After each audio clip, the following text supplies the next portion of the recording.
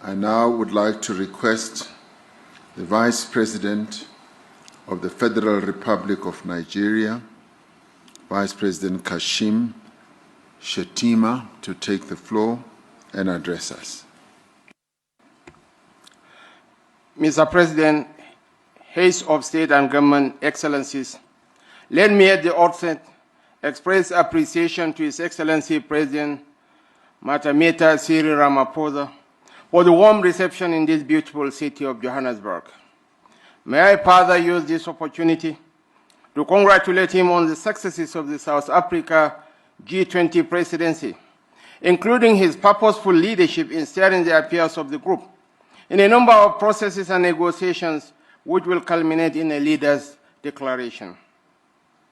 Nigeria, as one of the invited guest countries of this year's G20 summit, commends the concerted efforts of the group in mobilizing action towards accelerated attainment of inclusive sustainable growth, where financing for development is guaranteed and no one or country is left behind. The theme of the Session 1 of the Leaders' Summit, Inclusive and Sustainable Economic Growth, leaving no one behind, building our economies, the role of trade, financing for development, and the debt burden, is apt and speaks to the challenges of developing countries. The current multilateral framework do not adequately reflect the realities of today's world.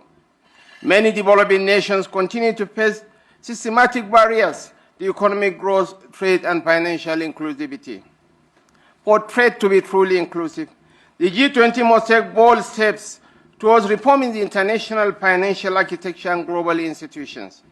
Only a more equitable and effective system can fairly manage global financial flows, address recurring debt crises, and respond to the needs of all nations, especially those in the global south.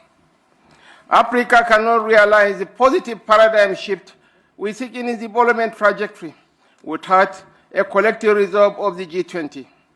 Together, we must confront the persistent regional challenges before us, most notably the urgent need for sustainable financing to ensure effective implementation of our developmental priorities.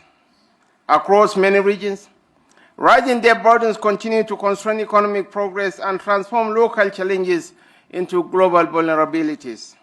Ensuring debt sustainability, while responsibly leveraging critical minerals for inclusive and enduring development, must remain central priorities for the G20.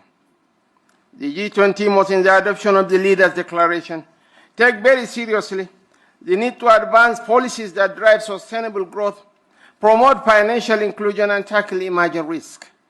This includes support for indigenous production, export from Africa,